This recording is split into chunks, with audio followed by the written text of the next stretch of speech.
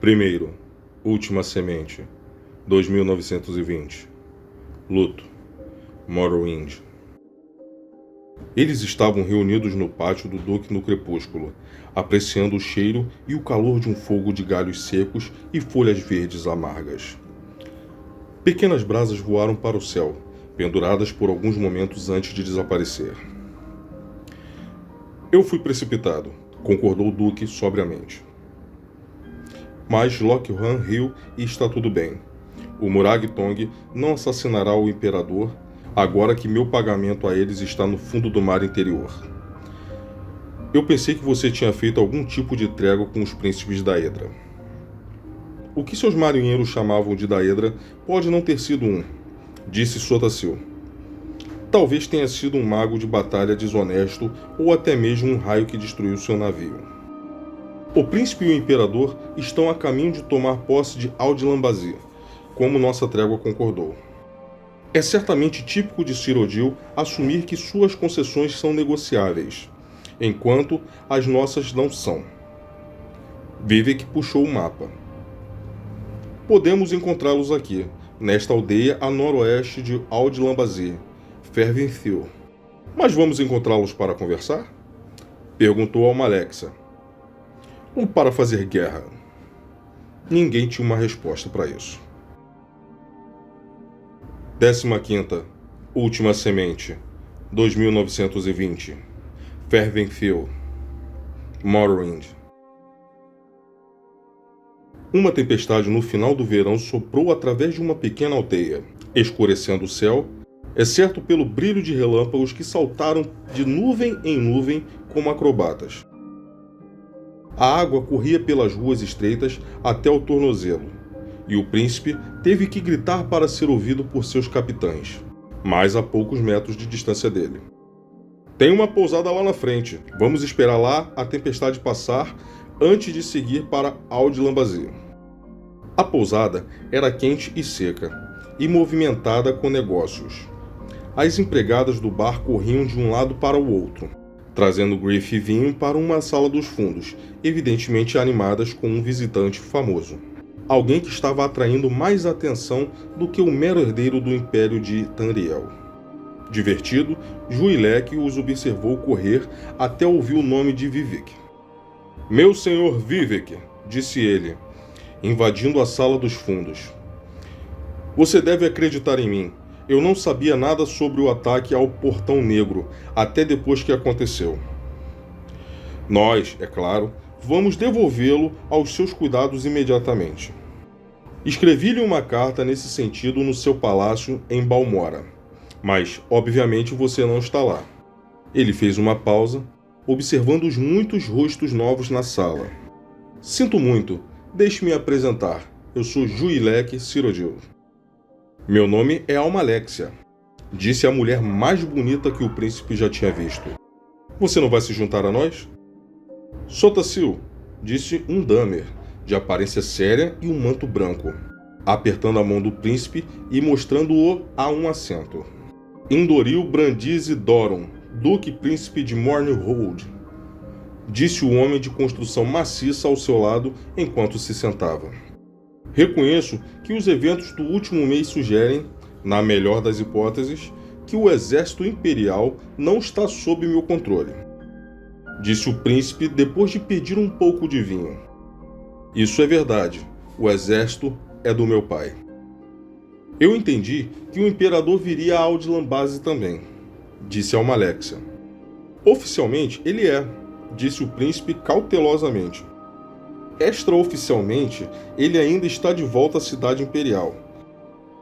Ele se deparou com um acidente infeliz. Vivek olhou para o duque rapidamente antes de olhar para o príncipe. Um acidente? Ele está bem, disse o príncipe rapidamente. Ele vai viver, mas parece que vai perder um olho. Foi uma briga que não tem nada a ver com a guerra. A única boa notícia é que, enquanto ele se recupera, eu tenho uso de seu selo. Qualquer acordo que fizermos aqui e agora será vinculado para o Império, tanto no reinado do meu pai quanto no meu. Então vamos começar a concordar, sorriu Amalexia. 16ª, Última Semente, 2920. Roth Naga, Cyrodiil. A pequena aldeia de Roth Naga saudou Cassir com suas casas coloridas empoleiradas em um promontório com vista para o trecho da planície montanhosa Roth Garian e Rhyhawk além. Se ele estivesse de melhor humor, a visão teria sido de tirar o fôlego. Do jeito que estava, ele só podia pensar que, em termos práticos, uma pequena aldeia como essa teria parcas provisões para si e seu cavalo. Ele desceu até a praça principal, onde ficava uma pousada chamada Grito de Águia, dirigindo o garoto do estábulo para abrigar e alimentar seu cavalo. Cassir entrou na pousada e ficou surpreso com seu ambiente. Um menestrel, que ele ouvira tocar uma vez em Gilverdeio, estava tocando uma velha melodia alegre para as palmas dos homens da montanha. Tal alegria forçada não era o que Cassir queria naquele momento. Uma mulher melancólica de Dahmer estava sentada na única mesa longe do barulho. Então ele pegou sua bebida lá e sentou-se sem convite. Foi só quando ele fez isso que ele notou que ela estava segurando um bebê recém-nascido. Acabei de vir de Morrowind. Ele disse um tanto desajeitadamente, baixando a voz. Eu tenho lutado por Vivec e pelo Duque de Mournhold contra o exército imperial. Um traidor do meu povo. Acho que você me chamaria. Eu também sou uma traidora do meu povo, disse a mulher, segurando a mão que estava marcada com um símbolo de marca. Isso significa que eu nunca mais poderei voltar para minha terra natal. Bem, você não está pensando em ficar aqui, está? Riu Cassir. É certamente pitoresco, mas na maré de inverno haverá neve até os cílios. Não é lugar para um novo bebê. Qual é o nome dela? Bosriel. Significa beleza da floresta. Para onde você está indo? Dwaynin, na Baía de Rhyhawk. Você é bem-vindo para se juntar a mim. Eu poderia usar a empresa. Ele estendeu a mão. Cassir Whitley. Turala, disse a mulher depois de uma pausa. Ela ia usar o nome de sua família primeiro, como é tradição, mas percebeu que não era mais seu nome.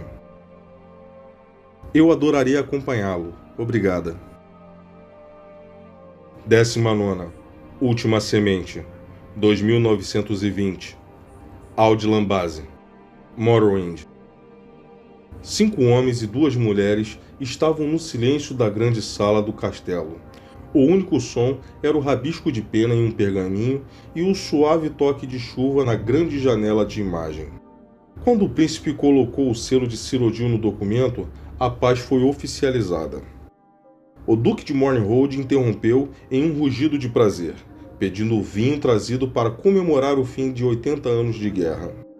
Apenas Sotacil se destacou do grupo. Seu rosto não traiu nenhuma emoção. Aqueles que o conheciam melhor sabiam que ele não acreditava em finais ou começos, mas no ciclo contínuo do qual isso era apenas uma parte pequena. Meu príncipe, disse o mordomo do castelo, infeliz por quebrar a celebração. Há um mensageiro aqui de sua mãe, a Imperatriz. Ele pediu para ver seu pai, mas como ele não chegou, Juilek se desculpou e foi falar com o mensageiro. A Imperatriz não vive na cidade imperial? Perguntou Vivec. Não, disse Almalexia, balançando a cabeça tristemente. Seu marido a aprisionou em Black Marsh, temendo que ela estivesse planejando uma revolução contra ele. Ela é extremamente rica e tem aliados poderosos nas propriedades ocidentais de Colovian para que ele não pudesse se casar com outra ou executá-la. Eles estão em um impasse nos últimos 17 anos, desde que Juilek era criança. O príncipe retornou alguns minutos depois. Seu rosto traiu sua ansiedade, embora ele se esforçasse para escondê-la. Minha mãe precisa de mim. Ele disse simplesmente. Tenho medo de ter que sair imediatamente. Se eu puder ter uma cópia do tratado, eu a levarei comigo para mostrar à imperatriz o bem que fizemos hoje. E então eu a levarei para a cidade imperial para que possa ser oficializada. O príncipe Juilek partiu com as despedidas carinhosas dos 3 de Morrowind. Enquanto observava o cavalgar para a noite varrida pela chuva para o sul, em direção ao Pântano Negro, Vivek disse: Taniel será muito curado quando ele tiver o trono. 31ª. Última Semente, 2920. Passo Dorsazar, Pântano Negro. A lua estava nascendo sobre a pedreira desolada, fumegando com o gás do pântano de um verão particularmente quente, enquanto o príncipe e seus 2 guardas cavalgavam para fora da floresta. As enormes pilhas de terra e esterco foram empilhadas no alto na antiguidade por alguma tribo primitiva de Black Marsh, morta há muito tempo, na esperança de impedir a entrada de algum mal do norte. Evidentemente, o mal interrompeu em Dorza Pass, a grande fenda na triste e solitária muralha que se estendia por quilômetros. As árvores negras retorcidas que cresciam na barreira lançavam sombras estranhas, como um emaranhado de rede. A mente do príncipe estava na cara enigmática de sua mãe, insinuando a ameaça de uma invasão. Ele não podia, é claro, contar ao Damer sobre isso, pelo menos até que ele soubesse mais e tivesse notificado seu pai. Afinal, a carta foi feita para ele. Foi seu tom urgente que o fez decidir ir diretamente a Gideon. A imperatriz também o havia alertado sobre um bando de ex-escravos que atacavam caravanas que entravam no Passo Dorza.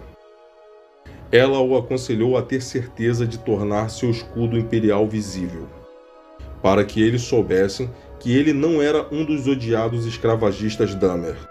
Ao cavalgar nas ervas daninhas altas que inundavam a passagem como um rio nocivo, o príncipe ordenou que seu escudo fosse exibido. Eu posso ver por que os escravos usam isso, disse o capitão do príncipe. É um excelente local para uma emboscada. Juilek acenou com a cabeça, mas seus pensamentos estavam em outro lugar. Que ameaça de invasão a imperatriz poderia ter descoberto? Os Akavir estavam nos mares novamente? Se sim, como sua mãe em sua cela em Castle Geoffes poderia saber disso? Um farfalhar nas ervas daninhas e um único grito humano afiado atrás dele interromperam suas ponderações. Virando-se, o príncipe descobriu que estava sozinho. Sua escolta havia desaparecido. O príncipe olhou sobre o trecho do mar de grama iluminado pela lua que acenou em padrões quase hipnóticos para o fluxo e refluxo do vento noturno que ondulava através da passagem. Era impossível dizer se um soldado em luta estava sob esse sistema de vibrações, um cavalo moribundo atrás de outro. Um vento alto e assobiando abafou qualquer som que as vítimas da emboscada pudessem estar fazendo. Juilek sacou sua espada e pensou sobre o que fazer, sua mente desejando que seu coração não entrasse em pânico. Ele estava mais perto da saída do passe do que da entrada. O que quer que tivesse matado sua escolta deve ter ficado para trás dele. Se ele andasse rápido o suficiente, talvez ele pudesse superá-lo. Estimulando seu cavalo a galope, ele avançou pelas colinas à frente, emoldurado pelas poderosas pilhas negras de terra. Quando ele foi jogado, isso aconteceu tão de repente que ele estava avançando antes que estivesse verdadeiramente consciente do fato. Ele pousou vários metros além de onde seu cavalo havia caído, quebrando o ombro e as costas no impacto. Uma dormência tomou conta dele enquanto ele olhava para o seu pobre corcel moribundo. Sua barriga cortada por uma das várias lanças que se projetavam logo abaixo da superfície da grama. O príncipe Juilek não foi capaz de se virar e encarar a figura que emergiu da grama, nem capaz de se mover para se defender. Sua garganta foi cortada sem cerimônia. Miramor amaldiçoou quando viu o rosto de sua vítima mais claramente ao luar. Ele tinha visto o imperador na Batalha de Bodrum quando ele tinha lutado sob o comando de Sua Majestade Imperial. E este claramente não era o imperador. Procurando o corpo, ele encontrou a carta em um tratado assinado por Vivek, Alma-Alexa, Sotacil e o Duque de Morrowind, representando Morrowind, e o Príncipe Juilek Cyrodiil, representando o Império Cyrodiil. Maldição da minha sorte, murmurou Miramor para si mesmo e para a grama sussurrante. Eu só matei um príncipe. Onde está a recompensa nisso?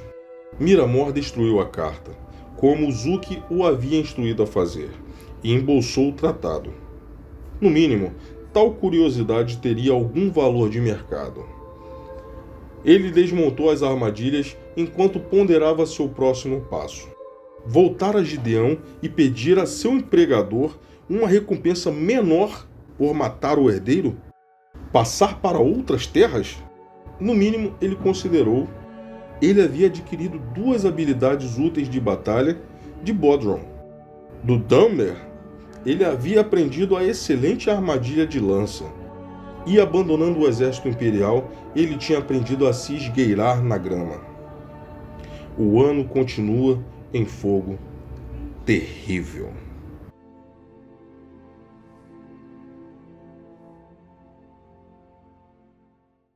Galera, mataram o príncipe. Depois que ele tinha assinado o Tratado de Paz de uma guerra de 80 anos, mataram o príncipe. Será que ele morre mesmo? Porque o cara foi lá e cortou o pescoço dele, né? Agora, ele morrer é outra história. Será que ele morre depois de ter assinado o Tratado de Paz com o Vivek, o Alex, esse pessoal todo? É brincadeira, hein? E é ruim isso, porque eles gostam da liderança do príncipe, né?